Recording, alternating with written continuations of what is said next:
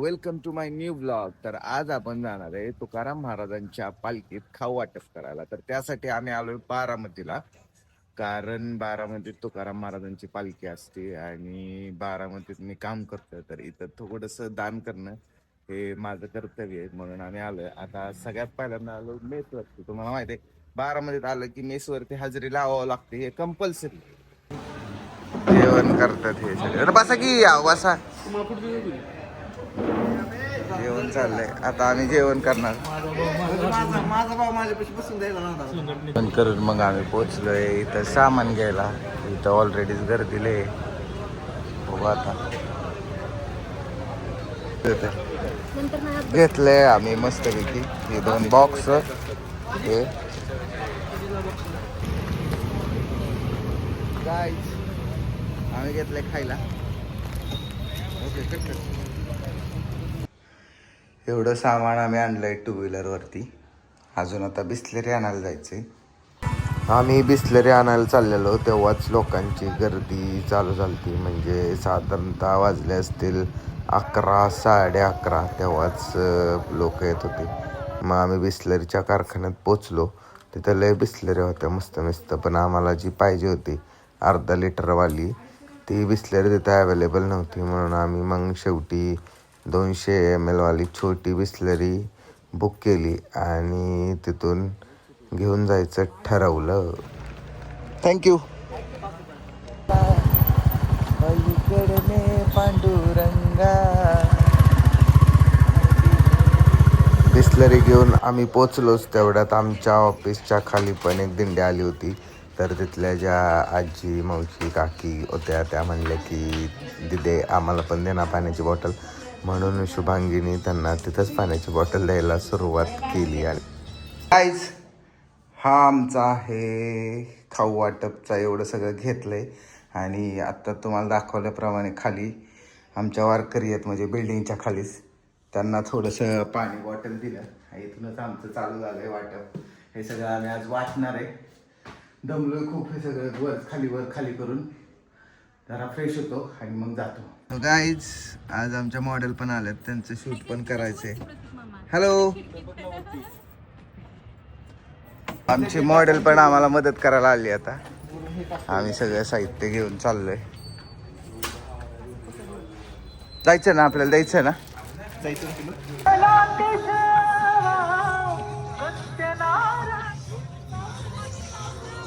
हे तर ठेव गाडी. हा, करू वाटेल सुरुवात. मग आम्ही बिस्किट पुडा फोडला आणि वाटायला सुरुवात केली. पण मला वाटलं नव्हतं की एवढी गर्दी होईल आणि एवढी वाडावडी होईल.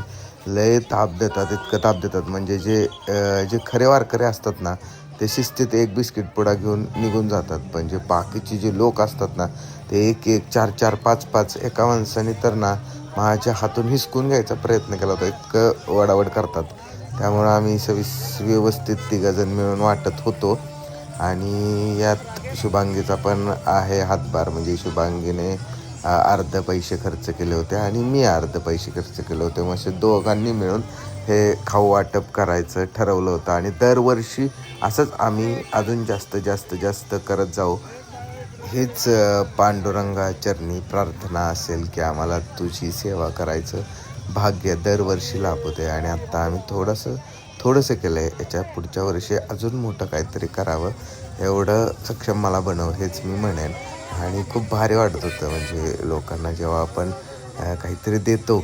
आणि खरं सांगू का, लहानपणापासून बघितलेलं हे स्वप्न होतं. तर मला असं वाटेल की व्हिडिओ बनवण्यासाठी यांनी केला असेल. पण नाही, जेव्हा मी लहान होतो ना तेव्हा मला पण वाटायचं की अरे काहीतरी दिलं पाहिजे. पण जसं मोठा होत गेलो की कळालं की पैसे नसायचे माझ्याकडं. पण आत्ता काम करून थोडेफार पैसे मिळवतो. मग त्यातून थोडासा हिस्सा दान करणं हे आपलं कर्तव्यच आहे. आणि माझी आई म्हणतेच, जर तू 100 रुपये कमवत असशील तर त्यातले 20 रुपये तू अशा व्यक्तींना दे, ते 20 रुपयांची त्यांना खूप गरज आहे. त्यामुळे मी नेहमी मदत करत असतो. आणि लय भारी वाटत होतं आज हे सगळं करताना. लोकांच्या चेहऱ्यावरचा आनंद बघताना मस्त वाटत होतं. आता ते बाकीचे जे कोण वाडावडी करत होतं ते त्यांचं कर्म. पण भारी वाटत होतं जे होते ना, जे रेग्युलर वारकरी, जे खरे वारकरी होते ना त्यांचा आनंद बघून मला लय भारी वाटत होतं. बाकीचं तर ते सोडूनच द्या. ह्या व्हिडिओमध्ये तुम्ही बघत असाल की एक एक जण किती वेळा हात पुढं करतोय, वडावडी करतोय, काय काय करतोय. लय भयान अनुभव घेतलाय. खतरनाक आहेत, लय खतरनाक आहेत. वारकरी कमी आणि बाकीचे सगळे घेऊन जातात. पण कचरा करायचा नाहीये, त्यामुळे असं सगळं एका जागा बॉक्स मध्ये भरून ठेवतोय. त्यानंतर सगळं घेऊन दुसरीकडे घेऊन जाणार आहे आम्ही.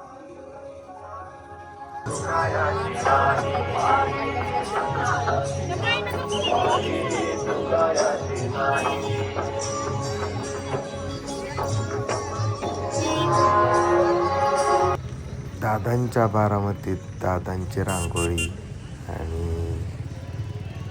काहीच नाही बोलू शकत. मग आम्ही आमच्या मॉडेलचं शूट करायला सुरुवात केली आणि इथं आम्हाला तुकाराम महाराज पण भेटले. आम्हाला पालखीत स्वतः तुकाराम महाराज भेटलेत आणि त्यांची आवडी इथं आम्ही नटवून आणलेली आहे. छान शूट केलेलं आहे आमचं यांना. जय हरी करा. ही आमची महाराष्ट्राची संस्कृती आहे.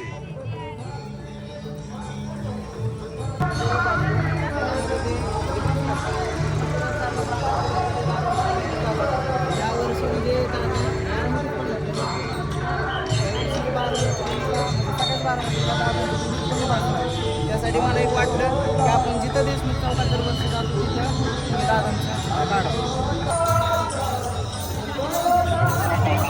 घेतला का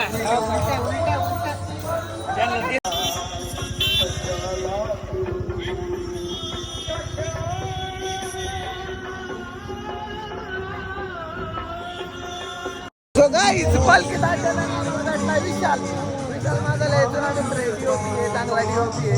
आणि नुसताच म्हणतो काहीतरी करू, पण काय सोबत येत नाही. आम्ही येऊ दे पताका पिताका. तो गाईज आम्हाला अचानक मित्र भेटलेत. हे पण फोटोग्राफर आहेत, एडिटर आहेत, खूप चांगले बारामध्ये कार्यरत असतात. काय बोलतो ते लक्षात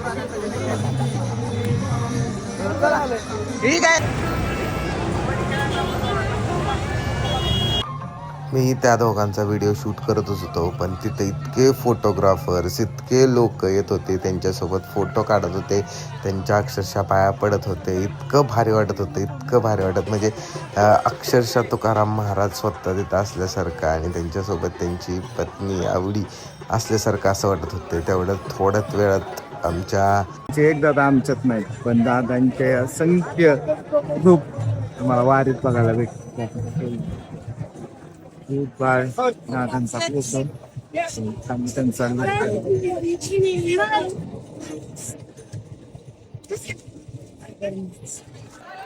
त्यानंतर पालखीचं आगमन झालं आणि पालखीत पाया पडायला खूप सारी गर्दी झाली होती.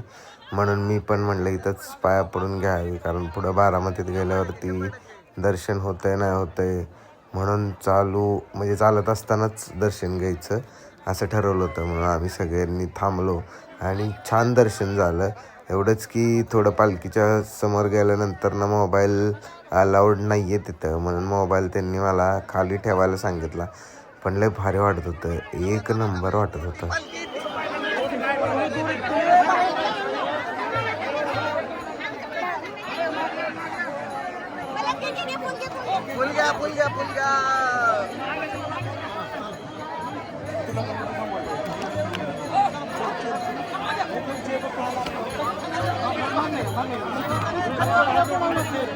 म्हणून नाही खाली.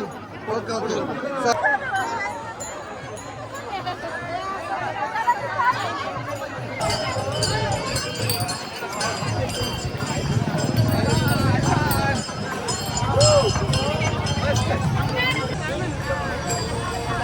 त्यासाठी ह्या पुण्याचं काम करण्यासाठी पुणे जिल्ह्यात बारामतीत जन्म गावाला सातारमध्ये होतं.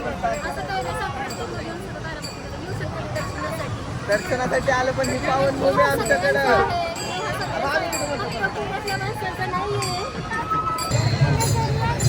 कोणाची लागली?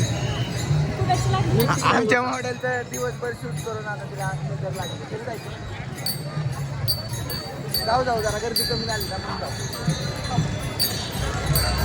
काय झालं आत्ताच्या आत्ता तुला झालं शुभांगी दिदी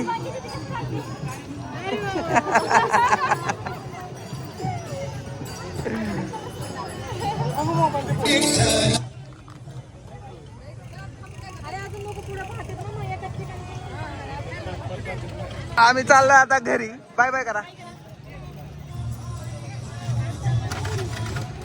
घरी निघालो होतो तेवढ्यात आठवलं की एक पुढा तसाच राहिला आहे. म्हणून मग शुभांगीला म्हणलं की परत ते वाट. पण खरं सांगू का, शुभांगी सारखी मैत्रीण भेटणं म्हणजे नशीबच नाही का.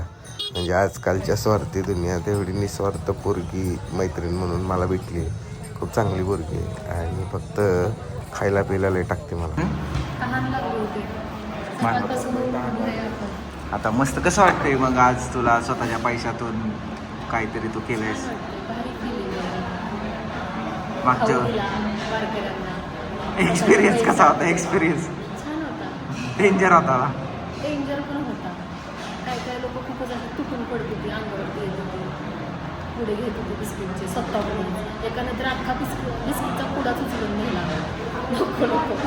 डेंजर आहे. आपले माणसं आहेत ना, खरं तर टायमिंग चुकीचं आहे. मला वाटतं या टायमिंगला जाऊन तिथं वाटायला पाहिजे, तेव्हा खऱ्या वारकऱ्यांकडे ते पोचलं. मग आम्ही थोडासा नाश्ता केला, थोडासाच म्हणू शकतो. त्यानंतर पुन्हा आम्ही तर चायवाला तिथं जाऊन बन मस्का खाल्ला. मग उमेर पण आला होता, व्हिडिओ एडिट करायचं होतं म्हणून उमेर पण आला होता. Sponsored by Shubhangi Patil. Sponsored by Pratik आहे. नाही, स्पॉन्सर्ड बाय शुभांगी प्रतीक आहे. पाटील. नाही ठीक आहे, मग मागाचं बिल मी नाही देणार. डन. मागाचं बिल मी दिलंय ऑलरेडी. Okay done. आता हे तुला द्यायचं. Okay done done. नाही काय प्रॉब्लेम, काहीच प्रॉब्लेम नाही मला. दर्शनाला आलोय, लय लांब आहे, त्यामुळे एक चप्पल इकडं आणि एक चप्पल इकडं, म्हणजे कोण माझी चप्पल घेऊन जाणार नाही. झाल्यावर परत आम्ही दर्शनाला आलो. मगाशी दर्शन झालं म्हणजे दोघं म्हणली चला चला चला म्हणून आकाशचं दर्शन झालं म्हणून परत आलो. गर्दी तर लय, लाईन लय होती.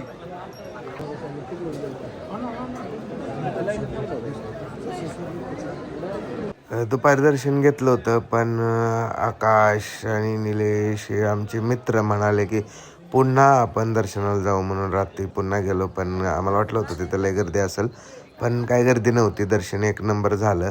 आणि निलेश सर म्हणत होते की पालखीला आलं तर रथाबरोबर फोटो काढणं कंपल्सरी, म्हणून त्यांचा तिथं फोटो काढला. मस्त झालं दर्शन.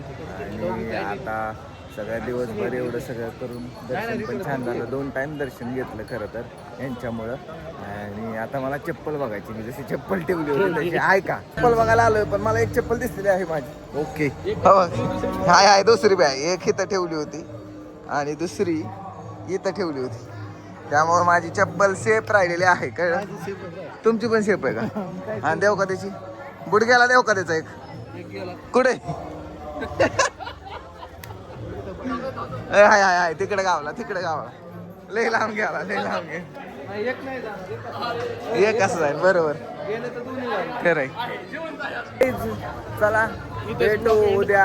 आता झालंय आपलं सगळं, चप्पल पण व्यवस्थित, दर्शन पण बसलं आणि दर्शनाला नारळ पण भेटलाय जो पालखी सोबत असतो. So bye bye. बघत राहा व्हिडिओ, सपोर्ट करत राहा तुमच्या बारक्या भावाला, मोठ्या भावाला. भेटू पुढच्या व्हिडिओमध्ये. Bye bye.